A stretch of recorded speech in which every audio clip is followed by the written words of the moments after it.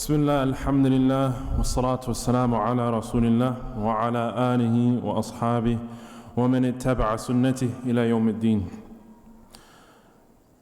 Earlier, Sheikh Yasser, this is powerful. Earlier, Sheikh Yasser, he spoke about civic engagement and upholding truths or amanas and trusts.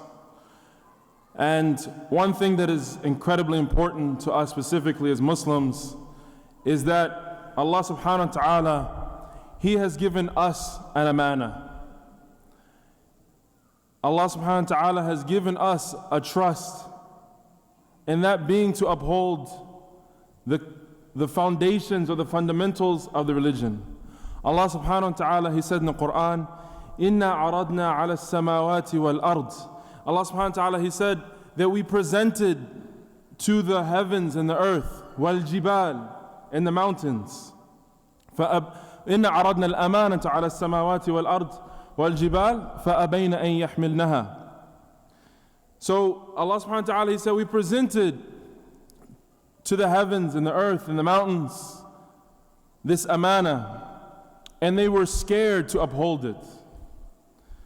Now I want you to think about the heavens, the lofty heavens, the sky, the earth in its magnificence, and the mountains which Allah subhanahu wa ta'ala, He mentions in the Quran, are like pegs that keep the earth firm. He presented to them this amana, this responsibility or this trust to uphold the foundations or the conditions or the fundamentals of the religion, and they were scared to do it. فَحَمَلَهَا الْإِنسَانِ. So mankind took upon this responsibility. وَأَشْفَقْنَ مِنْهَا وَحَمْلَهَا الْإِنسَانِ إِنَّهُ كَانَ ظَلُومًا جَهُولًا. Indeed, mankind is ظَلُومًا, is oppressive, وَجَهُولًا, and ignorant. So thinking about this amana, let's first dissect what is this amana. And as I mentioned, it's a trust to uphold the moral responsibility of the things that Allah subhanahu wa ta'ala has ordained, and also the things that He has prohibited us from doing. But is this trust obsolete? Are we expected to be perfect Muslims all the time? I think everyone would understand that's not expected from us. The Prophet ﷺ, he said, كُلُّ بَنِي آدَمْ خَطَّاء وَخَيْرَ الْخَطَّائِينَ التَّوَّابُونَ. All the children of Adam make mistakes, and the best of people that make mistakes are those who repent. And actually in the next ayah, after Allah subhanahu wa ta'ala talking about people who disbelieve and hypocrites, He says, وَيَتُوبُ اللَّهُ عَلَى الْمُؤْمِنِينَ وَالْمُؤْمِنَاتِ. And Allah subhanahu wa ta'ala will accept the repentance of the believing men and women. وَكَانَ اللَّهُ غَفُورٌ رَحِيمًا. And Allah is often forgiven or oft forgiving and most merciful. So Allah subhanahu wa ta'ala is not expecting for us as Muslims to be perfect. And we shouldn't expect that amongst ourselves. But where do we find the balance? So that, inshallah, is going to be my topic, or the first of 2 or 3 topics for tonight. How do we find a balance in being Muslim, in upholding what Allah subhanahu wa ta'ala has made obligatory upon us? So there's a nice story, a beautiful hadith, wherein 2 brothers who the Prophet ﷺ made brothers, they're not blood brothers, but the Prophet ﷺ, when the Muslims migrated to Al-Medina, he made brothers between Salman al-Farisi and Abu Darda. The very famous hadith, I'm pretty sure most of you have heard of it before. But in this brotherhood, Salman al-Farisi, he went to visit Abu Darda one day. And when he got to Abu Darda's house, he found Darda, Abu Darda's wife, wearing shabby clothes, wearing tattered clothes. So out of being a good brother, he asked her why she was dressed this way. So now we can benefit from this hadith already, that he went to visit his brother. He was worried about the condition of his brother's family. But Darda, her response was even more beautiful than Abu Darda's caring. In such eloquence and tact, she said that your brother has no desire of this world. She didn't complain. She didn't rag on him because he didn't buy her the newest clothes. She just said your brother has no desire of this world. So Salman al-Farisi, he stayed at the house until Abu Darda, he came home. And Abu Darda, out of his generosity, prepared a meal for him. So when they went to sit down and eat, Abu Darda told him, no, Salman, you go ahead and eat, I'm fasting today. So Salman al-Farisi said, no, I am not eating until you break your fast. You have to eat with me.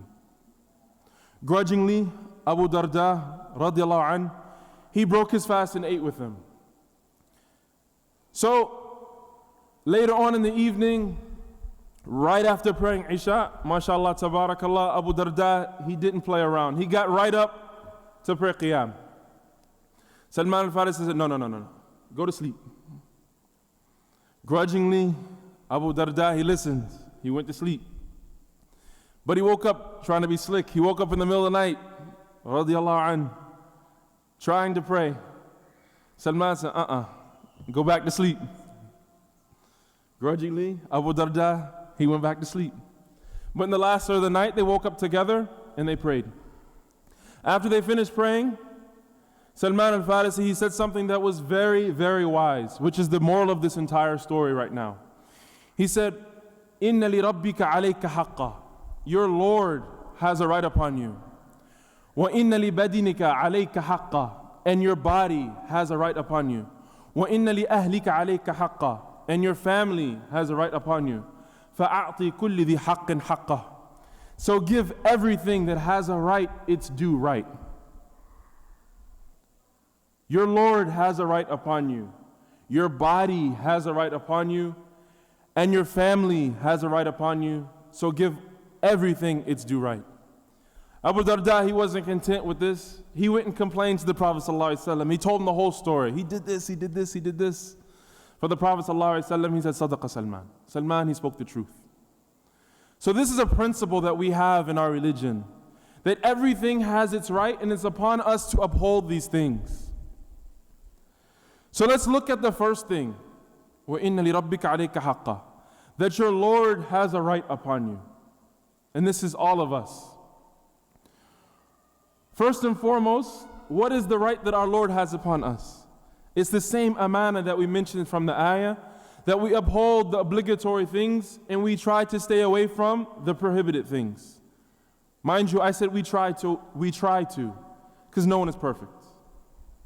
The obligatory things, we weren't commanded to do every single one. Well, the obligatory, yes, but not every single thing of ibadat, not every single thing of worship is obligatory for us to take every single one. But the muharramat, those things that Allah subhanahu wa ta'ala has made impermissible for us, we're supposed to abstain from them as best we can. But what is the big picture? We always hear, وَمَا خَلَقْتُ الْجِنَّ وَالْإِنسَ إِلَّا لِيَعْبُدُونَ. We have not, Allah subhanahu wa ta'ala said in the Quran, we didn't create mankind and the jinn except to worship me. But the big picture is to gain the pleasure of Allah subhanahu wa ta'ala.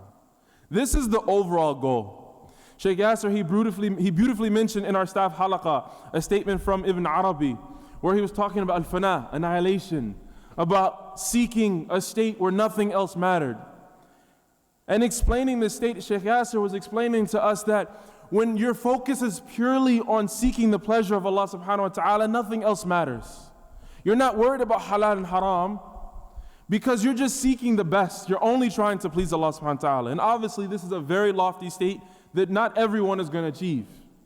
But it's a goal for all of us to seek or to reach a state where we're not worried if we're doing halal haram because we're not doing anything haram. We're trying our best. Our goal is only to please Allah subhanahu wa ta'ala. And that is the rubric, that's the metric that we use. So that's the big picture. But we also have to take into consideration that iman increases and decreases. We're not going to be the same consistently all the time. Someone recently mentioned to me, this is like it's Newton's first law. You're not going to stay consistent because we always have things coming at us from left and from right. Whether it be from the dunya, from the worldly life that we're living in, whether it be from our own selves, from shaitan, his waswasa. We're never consistent. And when you think you're being consistent, that's when we have to take ourselves into consideration. When we're starting to get consistent, that's when we have to do a little bit more. So these are some rights that Allah subhanahu wa ta'ala, He has upon us. The next part, وَإِنَّ لِبَدِنِكَ عَلَيْكَ حَقًّا, and that your body has a right upon you. First and foremost, are we sleeping enough? This may be taboo, but it's very, very real. And you can look at it from a different dimension or different perspective. Sleep is nothing but a recharge of ourselves to worship Allah subhanahu wa ta'ala. Allah subhanahu wa ta'ala, He beautifully says in the Quran, وَجَعَلْنَا اللَّيْلَ لِبَاسًا وَجَعَلْنَا النَّهَارَ مَعَاشًا. We created the night as a libas, as a covering, in the day for ma'asha. He's telling us now how we should live our lives. Are we staying up until almost Fajr? I just got back from Saudi, you all know. The culture there is to stay up all the way till Fajr. You pray Fajr, then you go to sleep. The morning time in and of itself has so much barakah in it. For the mere fact, if it's nothing else, that everyone else is sleeping, you can get done what you need to get done. If that's it alone, if you want to go to the gym, the grocery store, that's an awesome time. I recommend everyone go to the gym after Fajr. No one is there if we're not doing anything else. But are we getting enough sleep? Very, very important. And if we correct our intentions, we focus our intentions on the fact that we're trying to sleep so that we can have more energy to worship Allah, or we can have more energy to uphold the obligatory things that we have to do, whether it be work so we can feed our families, whether it be to take care of our families, whether it be to provide for ourselves, whatever it may be. If we just merely check our intentions, then we get two ajrs. One, for taking care of our amana, the body that Allah subhanahu wa ta'ala has entrusted us with, and two, for doing an act of worship. Also, how are we eating? Are we eating a prophetic diet? And I know that's like a catchy thing to talk about now. I'm not going to get into whether we should eat vegan or not. But how are we eating? Are we just being very gluttonous, eating excessively? Or are we watching what we're eating, cutting down on meats, cutting down on sugar, starch? Imam al-Ghazali, Abu Hamid al-Ghazali, he mentioned in his Ihya Ulumuddin, the revival of the foundations of the religion, he mentions that the stomach is the center of all ailments and pain. And he mentions that this thing is more dangerous, meaning our stomachs, than anything else, than our private parts, whatever. And his proof for that was, this is the reason why our father Adam and our mother Hawa, Eve, were expelled from paradise. They ate from the forbidden tree. But then he mentions that after the stomach is the private parts. And if these two are coupled together, then they can lead a person into other lustful things, whether it be lusting over money, lusting over position. But he's mentioned, he continues on about how important controlling our diet is.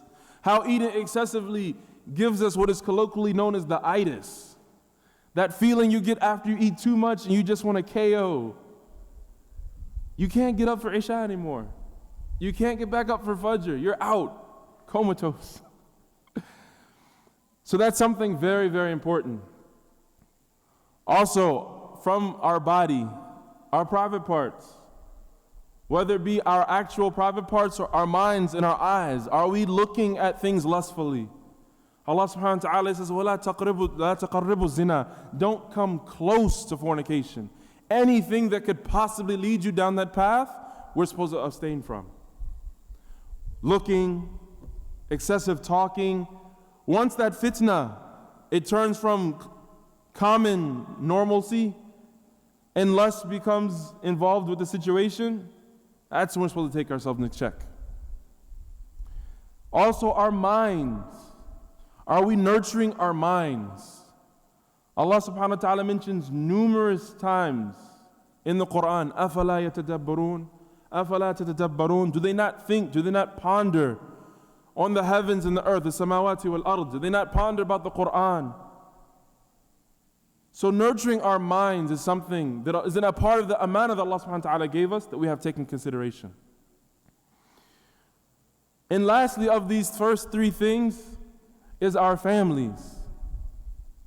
First, our immediate family, then our larger family, our extended family, then also our community. The Prophet ﷺ, he said, خَيْرُكُمْ خَيْرُكُمْ لِأَهْلِي وَأَنَا خَيْرٌ لِأَهْلِي. The Prophet ﷺ, he said, the best of you are those who are best to their families, and I am best to my family. Sallallahu Alaihi Wasallam. He mentioned being good to your family. He didn't specify husbands to wives, as it often mentions. Sisters, you don't get off the hook here. Also, it's wives to husbands. Kids, as all of us are children, how are we to our parents, as Sheikh Yasser beautifully mentioned a few weeks ago? How is our relationship with them? It's difficult sometimes. I lived for 10 years away from my family.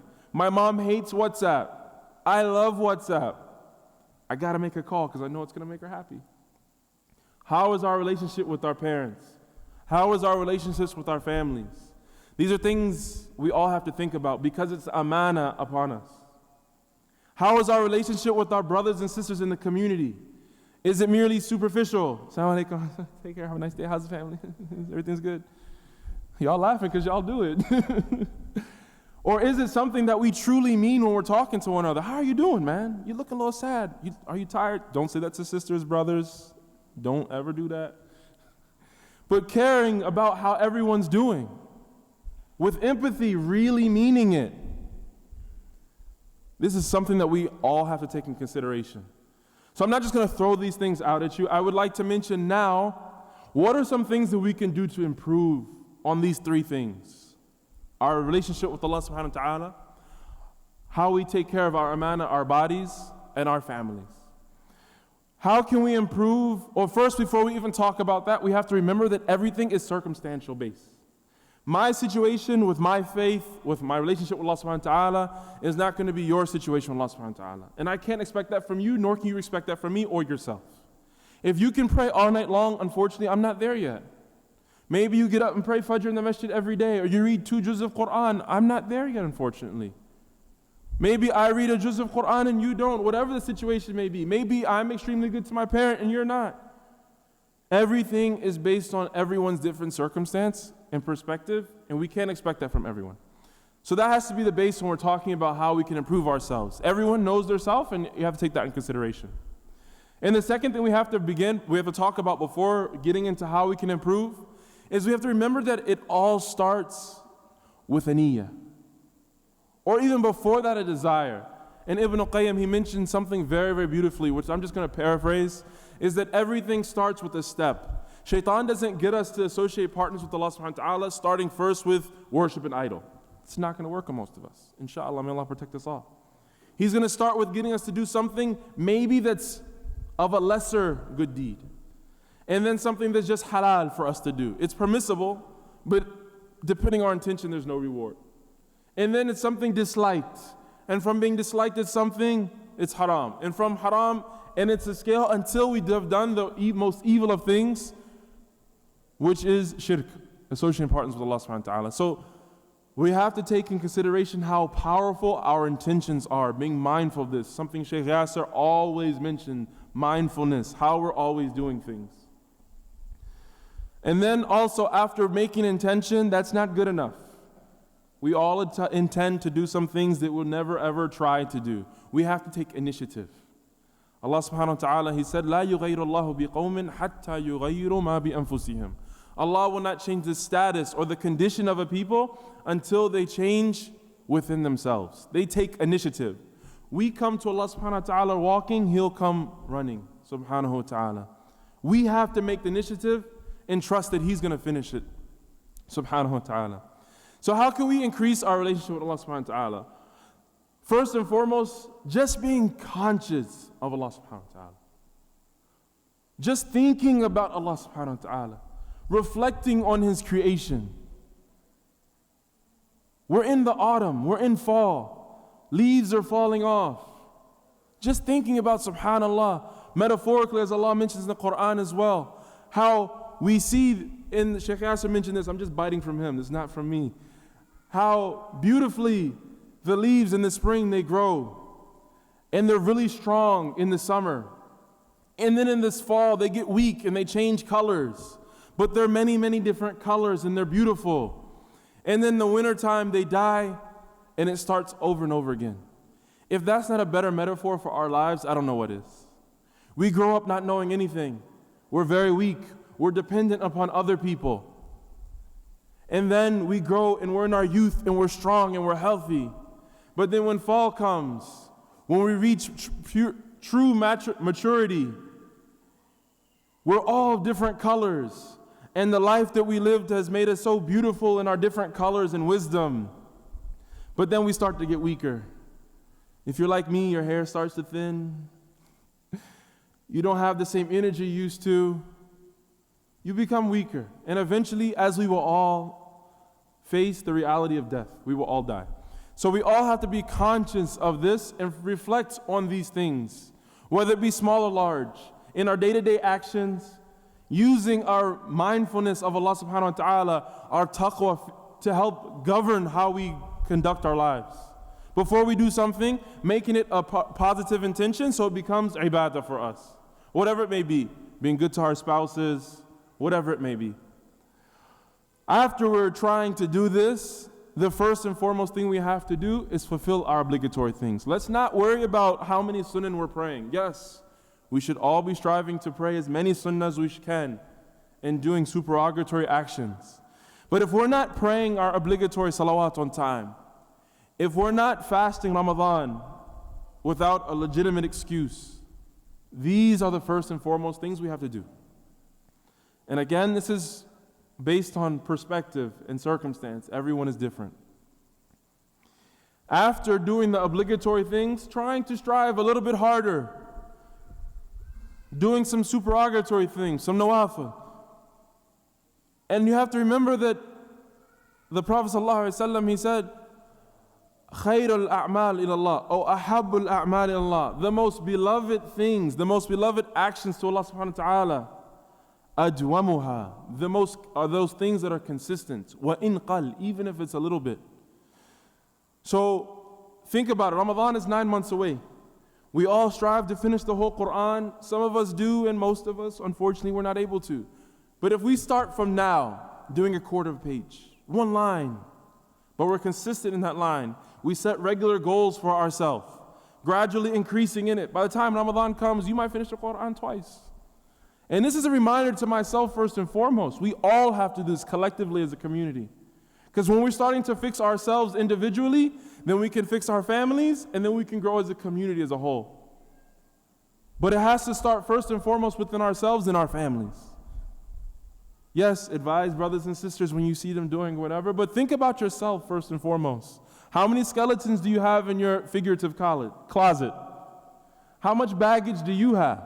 These are things we have to think about before we're going to other people. After trying to increase in these things, maybe attending a class. MashaAllah, tabarakallah, we have lots of classes at ISPCC, and that's an unshameful promo. But we've got class with Sheikh Yasser on Tuesday. Are we coming to the classes? I know, we all work, we're busy. It's recorded on YouTube. It's on live stream. What excuses are we making for ourselves? Taking initiative. You can't come to class on Tuesday nights, I get it. It's already recorded for you. MashaAllah, the media team's doing an awesome job.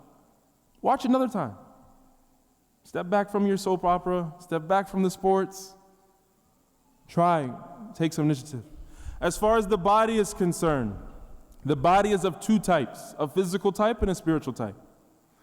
From the physical type, we already mentioned diet, getting proper rest. And these are very important things because as we mentioned before, they affect the spiritual aspect of our bodies. How are we taking care of our soul? Are we reading? Are we nurturing ourselves? Not just reading spiritually, but even secular things. There's no shame in that. Matter of fact, it's encouraged. One of my teachers is and was an average reader. I say was because he used to read 12 hours a day. Amazing. I don't know how he did it. He's been preparing himself since he was a kid though. Unfortunately, but fortunately, he recently had a daughter at an old age. So he tells us grudgingly he can only do 6 hours a day of reading. But why is reading important? Not just looking at things. Because it's an exercise for our minds. And I say this from a very personal place. My grandmother, may Allah preserve her and guide her to Islam, she's 82 years old. For the last 20 years or whatever, as long as I can remember, she stayed at home watching the Game Show Network and watching Court TV. The news comes on, she switches to that and then goes right back. But unfortunately now she suffers from dementia. And it's not full-on dementia, but she forgets because she didn't use her mind. Whereas in other places in the world where they're much higher involved in reading and education, the statistics will show that they're much less when it comes to dementia and Alzheimer's. Our mind is a muscle.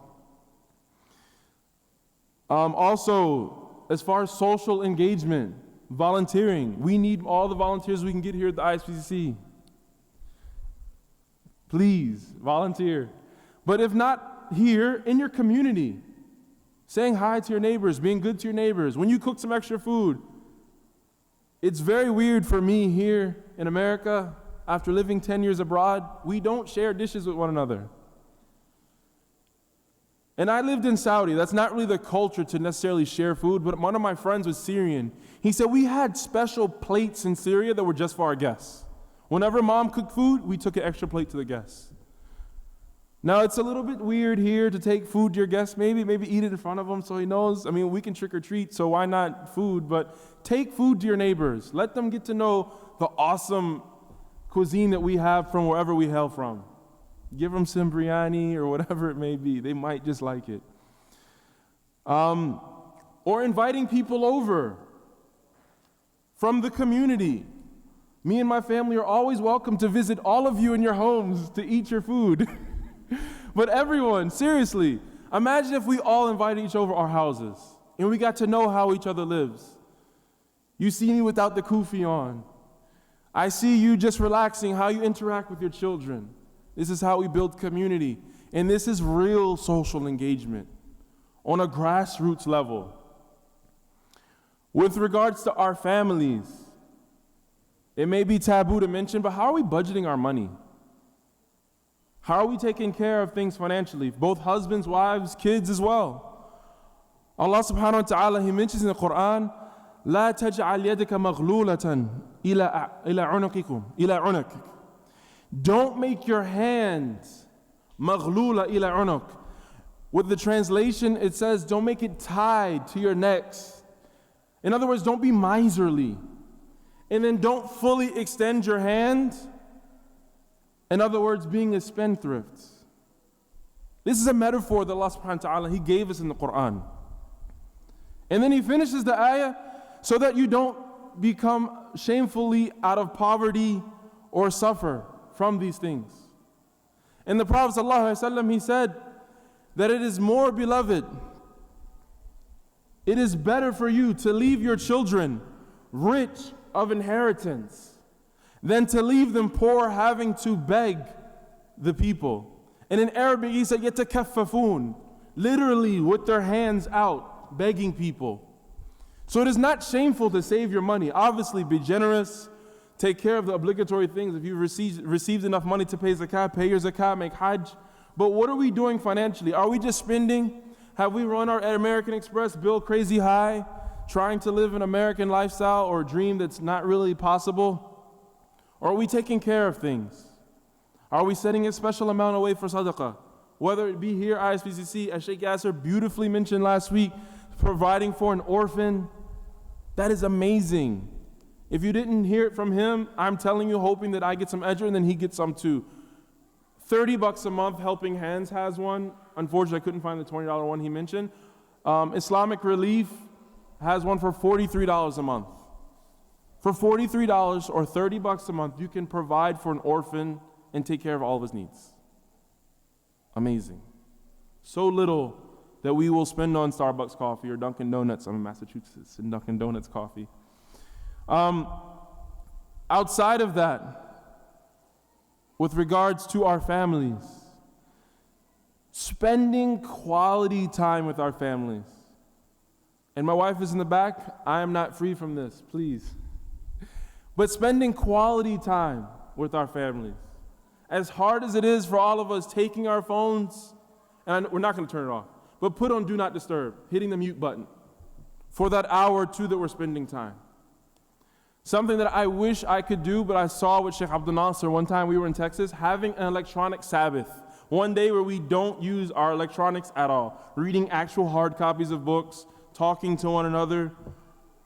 It's a thing of the past, I know. But working on this to build true families. Again, if we don't build families and we don't strengthen our families, then how are we going to strengthen our communities? My wife is laughing, I'm sure, somewhere, thinking that I should be telling myself first and foremost.